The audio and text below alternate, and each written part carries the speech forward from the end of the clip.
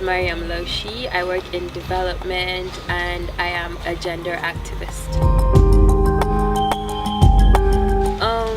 The national anthem growing up, I think for me was just something I really just listened to for the sake of listening to it. It didn't really carry meaning for me until in 2015. Along the way, I kind of got involved in politics. I was on the campaign trail with RFI 2015 in Kaduna State, and then realizing that I had so much at stake and our voices really mattered, and the person who won the elections for the first time in a really long time mattered to me. So I then began to identify with the national anthem. My name is Akiyemi Oladayo. I'm a tailor, CEO of Patriotism Nigeria Limited. Not really, to be honest, not really. If someone tries to abuse my country, I would obviously naturally stand up for my country. But other than that, I don't think I can say I'm patriotic. I can't spill my blood for Nigeria now. To God, I won't. You know, so I'm just a regular guy who just happens to be living in Nigeria. I won't say I'm that patriotic. I think to an extent, yes, but I won't say I'm that patriotic. My name is Messi Kwabe. I am an academic. I would just say, give your people what you promise them. Nigerians, I don't even think anybody expects much from the government. So when they do things, it's like now light has kind of been constant where I stay, and we wake up in the morning and we're like, wow, there is light. Like, we're actually surprised that there is light. But this is something that we should have. It's not something we have to beg for.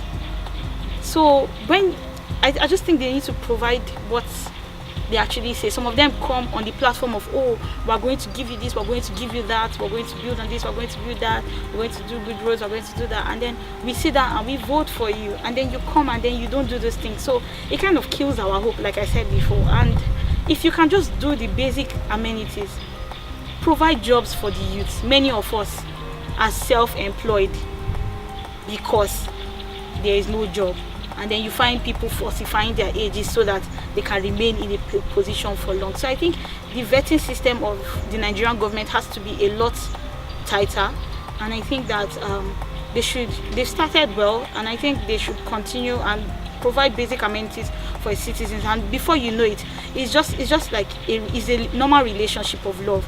When you build on it, definitely the love will show. I don't even know how to explain, but the love will show. So I just think they need to work on their relationship with the citizens by providing for the citizens. That's what I think. Yeah, my name is Jonah Yusuf. I work as a freelance architect and also running a startup printing company.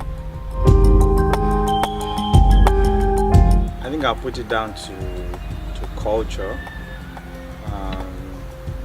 I'd say when we're growing up, a lot of youth, we see what others are doing, and most times there's always this influence. You try and want to be like that.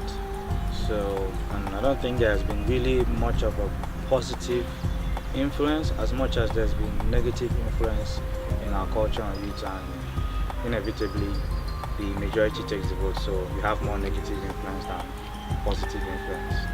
My name is Anyedi Asipo Esenibok. I'm unemployed at the moment. The labors of our heroes past. I think that's what I'm probably passionate about, because it tells us that the leaders that helped us get independence toiled and they labored, and we shouldn't put that in vain. My name is Mubarak Abdullahi. I'm a legal practitioner by profession. Well, when it's tempted to say no, looking at the circumstances, last week I read a news piece saying that a governor ordered for an arrest of someone who criticized him on social media. So, I mean, if we are not allowed freedom of expression anymore in this country, then one is tempted to say that the leaders are not sincerely following the national anthem or the play it. My name is Jumayama and I'm a business consultant. Help our youth the truth to know. Yes. I think the reason is because we really do not know anything as youth. The people who are ruling Nigeria now are the same people that have been ruling Nigeria since Nigeria began. And they were youths then. Like, there was a BC my dad sent to me on WhatsApp, and he was like, oh, when Buhari came in, he was 20, I think 25, 26. And Buhari now is 70, 80. He's how old?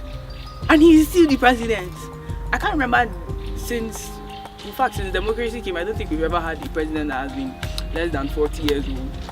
We don't have people who have been there, and the excuses we're given is, oh, when they've given us the opportunities, we mess with it. For example, when Bankole was, I think it was the whatever of House of Rep, and they said he embezzled and the rest and that and that. Them too didn't they embezzle, but then really, we really can't say a lot. But I think they really need to let us be involved and rule, because if they don't do it, if they don't let us do it now, who would rule Nigeria? Because we don't have anyone who has had the wealth of experience they've had so far. We don't have anyone who we can count on that we're sure of that once this generation of people that have been ruling for about 3 decades go, we don't have anyone that we can call on and we're sure of that once they take power or they take charge, they will lead Nigeria to the right direction, and it's very sad. My name is Nuru Nyako. I'm the PRO of 1212 Polo and Turf Club. I am an international motivator for Future Leaders Inspired, and I am a writer. Yeah, I feel what we need to focus on is the issue of orienting our youths, orienting people on the need for that national zeal, that servitude, that heart of servitude among our youths coming up.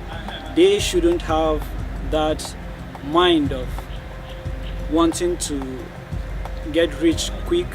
We want a quick fix of every problem, and we don't want to be part of the solutions of the problems we have. I think that's the basic orientation that every youth needs in our country today, so that they will grow with that heart of love for their country and servitude.